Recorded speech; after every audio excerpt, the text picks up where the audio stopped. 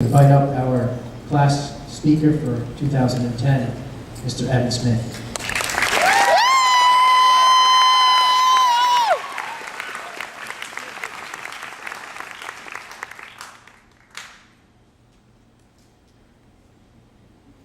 Fourscore and 2,029 days ago, we entered this school as seventh graders.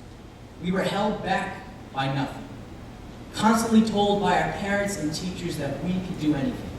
And as foolish seventh graders, we believed it.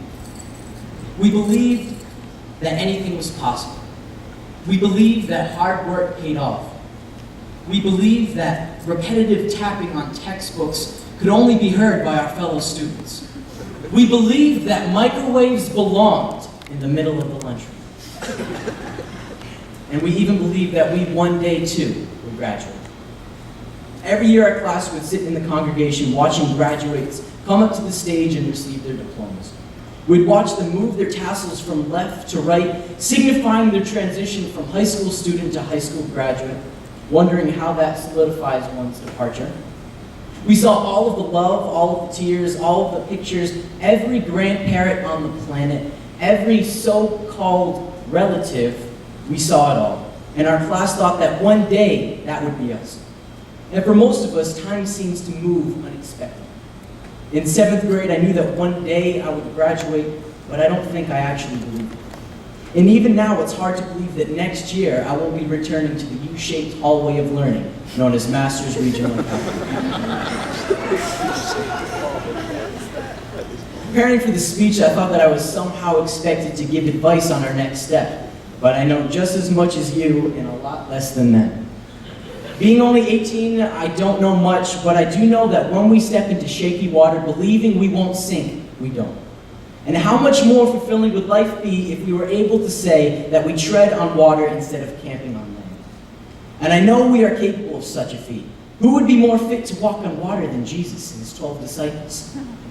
Coming into school as Jesus and the disciples was one of the strangest things our class has ever done. But such a task should be admired despite its entirely questionable nature. When our class moved, we moved as one. When we stood up, we stood as one. When one hurt, we all felt it. A band of 3 is not easily broken, and a band of 13 is unstoppable. But it takes a while to get into such harmony. We had to first find ourselves. There has never in history been a more confused group of people than high school students. Over the years in just our class alone, we've been goth, preppy, ghetto, preto. We've had long hair, short hair, makeup, and I'm not just talking about the girls. We've been happy, sad, angry, in love, all in 1 week. And it seems that stability is nowhere to be found. Our parents pray that we don't mellow out and settle in one of our weird phases. And looking at our class, I can safely say that probably one of us is normal. But I like it that way. We have grown content with who we are instead of trying to create a person we think people will like. So many times throughout high school, I could have lied about who I was. It would have been so much easier to dismiss the flaws. People would probably have liked me more if I was, I don't know, a pilot. If my hobbies were more interesting and if I was better at things I thought you may have liked. Too many people live this way. They live in the reality that they have created. In our minds, we may be able to accomplish anything, but a true visionary doesn't live with his eyes closed. Inventions are created when we see a problem and fix it. Lives are changed when we meet someone and speak to them. Worlds are changed when we see injustice and scream against it. Nothing happens when we're asleep except rejuvenation, and rejuvenation for a prolonged amount of time is called a coma. And to my class, I would like to say, sleep, but when you wake, thrust your dreams into reality. It's been a journey together. This moment right now is the culmination of 13 years of school. We are expected to have gained enough knowledge to almost live on our own. Some might say that this is the beginning of the rest of our lives. And I, in a sense, agree. In a few moments, we'll be handed a diploma, shuffle our tassels, throw our caps in the air without the fear of losing them. And at the end of the night, go home and begin the rest of our lives. But our lives don't begin tonight. Our lives begin the moment we decide that we will never fail. The definition of our high school diploma is found in ourselves. If we give it no meaning, then it's as if it doesn't exist. I refuse to be boring the rest of my life. I refuse to back down when life's waters get shaky. I refuse to fall into division. And most importantly, I refuse to live life asleep. How dare I hide the light that I have been given that is meant to guide? This life is what I want it to be, and frankly, I want it to be great. In everything we do, let it be great. Let us not do anything with half of our heart. Let us start and always finish. We will not be another statistic of a failed youth. Let the odds turn tonight as all of us in the class of 2010 decide that we will not fail. I believe that cement walls will be shattered like glass. Wrecked relationships will be repaired, and for the first time in so long, our generation of youth will be able to walk with their heads high, guilt absolutely off their shoulders, resting assured in the promise of the cross because we have woken up. We are determining tonight to make a dent in this world. Life is going to be different without Masters, and hopefully Masters is different without us. Graduation seems like the only time we think about graduation. Many times we go through life without understanding that it comes to a close.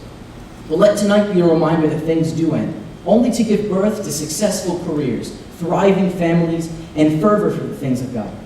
I can only pray now that my class has left a positive impact on the school.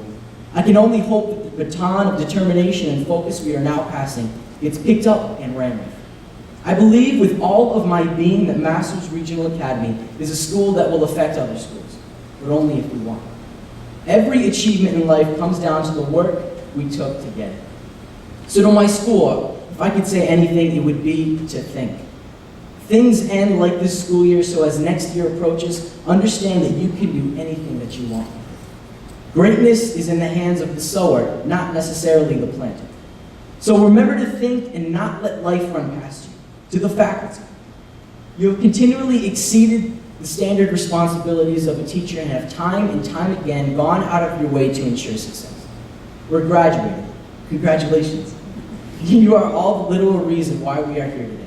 Your passion and persistence has carried us to this day, and it would have been impossible to do without you. Thank you so much. And finally, to my class, I have spent the most amazing 6 years with you, my love. I have gotten angry at times and annoyed at others, but as I look at all 12 of your beautiful faces, I see passion, determination, unending love for others, and the conscious decision to be world changers. I believe with all of my heart that everywhere we go, there will be an unmistakable aura about us where people will stop and say they must be from the class of 2010. On behalf of my class, I would like to bid farewell and thank everyone here for coming. I would especially like to thank all of our parents for believing in our numerous dreams, for being the people we know will always encourage us to embrace life and to carry us when we need them. Thank you for praying safety over us since our infancy, for paying for school, for that one time you sent my paper in when I forgot it and promised you'd never do that again, and then did it again. I thank all of the parents for allowing God to inspire you to lead us into His unfailing love. Thank you so much. You are appreciated with such depth. We couldn't have done it without you. Thank you. This next step in life seems a little strange, but that doesn't mean we're not going to take it. Just as little kids are interested in lifting the most weight, coming up with the chosen solution, and being seen as an adult, so are we. So here we are, standing at the doorstep of opportunity, demanding to be let in. Let this night inhabit forever in our minds as the moment we decided that we will not fail. Let this moment resonate in history as the point in time where the master's class of 2010 graduated.